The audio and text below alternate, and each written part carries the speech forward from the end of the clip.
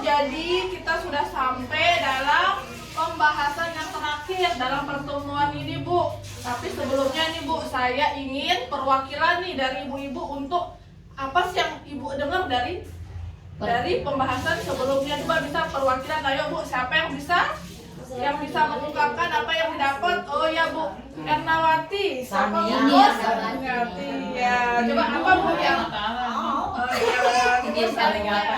apa Bu? Tadi permasalahan yang pertama beda pendapat suami dan istri. Si istri mau beli motor, suami belum bilang belum siap lah, belum setuju karena masih kebutuhan anak sekolah. Terus yang kedua tadi itu masalah kebahagiaan dan kekesalan terhadap anak. Tempat kita bahagia, kayak kata saya tadi itu, kalau setiap kita nyuruh anak atau apa, janganlah dibantah-bantah, selalu nurut. Untuk ngaji apa, enggak perlu dipentang-pentang, gede apa, langsung pergi kalau ingat jamnya waktu ngaji, waktu sholat, waktu ke sekolah. Tempat kesalnya, yang namanya anak kecil kan seumuran 4 tahun sampai 6 biasa dah. Kalau lagi tidur kan susah dibangunin. Kalau sudah dibangunin enggak mau. Nah, itu dah tempat ada dah rasa kekesalan kita. Tapi kalau kita mau turuti kesel kita itu memaafkan, kasihan anak seumuran 4 tahun kan enggak boleh dikasarin. Ya kita sabar aja dah, istighfar dan gitu aja kita melalui lah yang untuk anak-anak ya. Jadinya intinya dari Bu Masna memperlakukan anak dengan penuh kasih sayang tanpa kekerasan, Bu ya. Oh, sebelumnya kita ucapkan terima kasih dulu pada Bu Sania ya. Kita tepuk dulu. Tepuk tangan dulu ya. Ya. Jadi tadi kata Bu Sania, kita harus memperlakukan anak dengan penuh kasih sayang tanpa kekerasan. Dan juga ada tadi dibilang juga dengan suami kan, jadinya kalau ada perbedaan pendapat jangan di depan anak. Nah, ya ada Bu perwakilan yang lain, Bu siapa? Bu, ayo Bu, siapa yang ditangkap dari sebelumnya itu? Apa yang tentang memperlakukan anak dengan baik, kasih sayang atau mementingkan keterlibatan dengan suami dalam mengasuh anak ya. Jadi di sini pentingnya untuk menjadi orang tua hebat dalam ada beberapa langkah di sini Bu ya. Jadi di sini bisa dilihat di sini Bu ada 2 flip chart. Coba saya minta Bu ini baca yang pertama ya. Bisa dibaca. Kalau Bu Erna nggak bisa lihat. Iya, lanjut Bu, apa yang pertama nih Bu? Dengar anak-anak ya. Tips menjadi orang tua hebat. Pertama, mengingat hal yang membahagiakan sebagai orang tua. Iya, sampai sini dulu Bu. Oke, jadi di sini apa Bu yang intinya kalau kita dalam mengasuh anak pasti kita harus mengingat hal yang membahagiakan sebagai orang tua. Kenapa? Karena ini dapat memperkuat kasih sayang kita kepada anak kita. Jadi anak itu merasa kalau kita memperhatikannya, terus mengingat hal bahagia dalam mengasuh anak. Anak kan pasti merasa kalau dia diperhatikan dan diasuh dengan baik tanpa kekerasan. Yang kedua Bu, siapa bisa dibaca? Yang kedua? Sejalan antara perbuatan dan perkataan. Ya, jadi di sini pentingnya dalam tindakan dan perkataan itu harus sejalan. Jadi jangan sida misalkan sida suruh sholat anak sida tapi sida nggak sholat. Jadi anak-anak itu kan lebih mengikuti apa yang kita lihat daripada apa yang kita daripada yang kita kasih tahu. Intinya jadi perbuatan lebih diingat daripada perkataan. Jadi pentingnya perbuatan dan perkataan itu harus jalan seimbang ya. Kayak tadi contohnya ada Bu, contoh yang lain Bu, misalkan kita suruh anak misalkan ada rentenir ini Bu ya, rentenir datang ke rumah. Nak, nanti kalau ada rentenir datang bilang ibu lagi di luar nak pipit ya. Itu secara tidak langsung kan mengajari anak berbohong. Padahal kita suruh anak kita, nak, kalau jadi orang besar jangan suka berbohong. Tapi kalau tanpa disadari dengan kita mengatakan itu bisa mengajarkan anak kita untuk berbohong. Jadi hal-hal yang kecil itu harus diperhatikan Bu ya. Jadi perbuatan dan perkataan harus sejalan ya. Yang ketiga coba bisa dicontohkan, dibaca. Selalu berusaha melihat hal positif yang ada dalam diri Anda. Nah ya, jadi melihat hal positif, jadi intinya aja nih Bu ya, saya jelaskan. Jadi melihat hal positif itu adalah kita harus bersikap positif, apalagi ibu-ibu sebagai orang tua ya. Jadi ini akan menjadi dorongan untuk anak-anak itu berperilaku dan bertutur kata yang baik ya. Jadi kita harus menyebarkan istilahnya aura positif agar anak, suami, keluarga ikut merasakan aura positif dan pikiran yang positif. Jadi tentunya akan menghindari konflik ataupun hal-hal yang tidak diinginkan. Bu, masih semangat sampai sini Bu? Masih Ya. lanjut. Sebelumnya coba saya tes dulu. Tepuk semangat dulu Bu. Ayo Bu, ikutin ya Bu ya. Tepuk semangat. Semangat.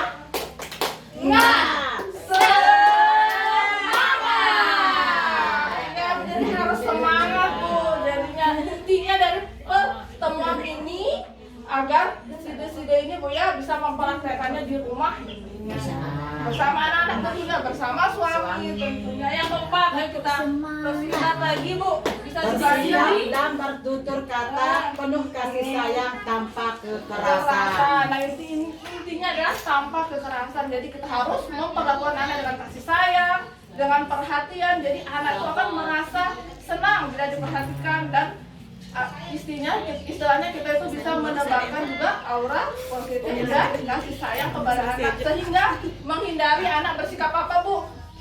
Bersikap kasar. Kasar, apalagi Bu? Bersikap tidak sopan. Bersikap agresif. Agresif. Jadi kan misalkan anak-anak yang pembangkang kayak itu kan istilah dia melihat juga tingkah laku.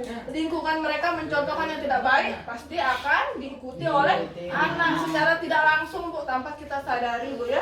Jadi harus ini Bu ya, side-side ini ya, tekanin Bu ya, mengasuh anak itu penuh kasih sayang tanpa kekerasan. Ya lanjut lagi Bu ya. Lanjut lagi sini Bu. Ayah dan ibu saling bekerja sama dalam mengasuh anak. Jadi ini pentingnya Bu ya. Jadi mengasuh anak itu bukan hanya tugas ibu tetapi tugas suami juga ya. Di sini adanya perlunya keterlibatan antara ibu dan Suami. bapak. Kenapa Bu? Ada yang tahu Bu? Bisa? Ada yang tahu Bu? Bisa angkat tangannya. Kenapa sih harus suami atau bapak tuh ikut mengasuh anak, ikut bertanggung jawab? Ya harus sih. Harus ya. Kenapa Bu kira-kira? Putih, Ya biar merasa ada yang mengawal dan ditakuti, dan adanya juga timbal balik gitu ya, kerjasama. Pasti anak juga melihat, oh saya juga diperhatikan oleh bapak saya, oh saya tidak hanya diperhatikan ibu tetapi bapak juga, oh ternyata mereka ini memberikan kasih sayang kepada saya, jadi saya harus membalasnya juga dengan berperilaku baik. Jadi intinya pasti anak itu merasakan lah pokoknya keterlibatan suami dan ibu. Sebelumnya Bu ada saya nanya, ada yang di sini mohon maaf Bu ya, ada yang janda? Ada. Oh, ada, alhamdulillah Bu ya. Jadinya semuanya lengkap nih ya, ada suami dan istri sebagai orang tua. Jadi di sini bapak-bapak itu bukan hanya mencari nafkah tetapi ikut membantu mengasuh anak, karena anak itu juga dapat meningkatkan kecerdasan mereka di sekolah. Kalau ibu itu lebih ke emosional. Jadi adanya perpaduan antara peningkatan prestasi akademik, kecerdasan dan juga emosionalnya itu dengan dibantu oleh ibu ya. Jadi adanya kerjasama. Yang ini ayah dan ibu berdiskusi lagi. Yang tadi tuh pasti kan adanya kerjasama, pasti mereka saling berdiskusi kan. Tidak mungkin ibu aja, tetapi dibantu dengan bapak. Dan yang terakhir, ayah dan ibu menghindari perbedaan pendapat dan pertengkaran di hadapan anak. nah ya ini pentingnya Bu ya, kalau ada misalkan beda pendapat jangan langsung di depan anak. Karena itu akan memancing anak untuk mengingat hal-hal yang buruk. jadi dapat mempengaruhi perilakunya. Pokoknya apa yang dia lihat tidak baik pasti akan diingat, terekam, dan mungkin dicontohkan di kemudian hari kah atau besoknya. Jadi istilahnya tentunya ada pasti side-side ini perbedaan pendapat ya dengan suami pasti ada, tapi jangan di depan anak ya Bu ya. Oke, jadi sampai sini ada pertanyaan dulu Bu? Bila gitu. Belum ada ya? Belum ada atau sudah paham nih Bu? Sudah paham. Alhamdulillah kalau sudah paham ya. Jadinya di sini juga saya tekanin lagi kepada Sida ini jadinya Mbak, saya mau nanya. sama ya. Saya kan punya anak gadis. Saya sering curhat sama anak saya. Oh, iya. Soalnya bapaknya ada ini. Iya. Boleh apa enggak? Silakan aja. Silakan, boleh.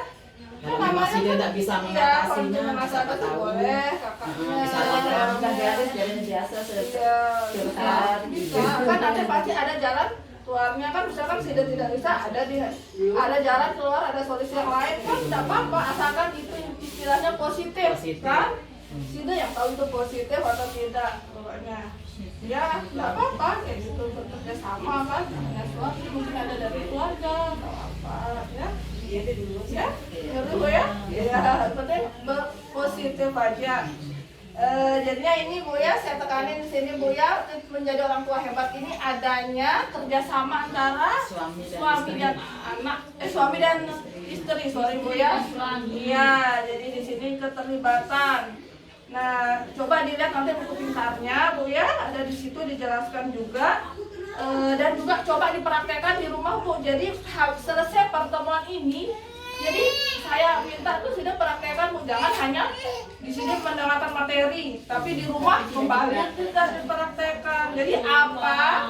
Ya, jadi apa fungsinya dari pertemuan ini adalah untuk merubah mindset ibu-ibu ini, atau ada yang kurang bisa ditambah, ada yang lebih atau yang tidak baik bisa dikurangi. Itu Bu ya, intinya ya kita sama-sama belajar bagaimana menjadi orang tua yang baik intinya.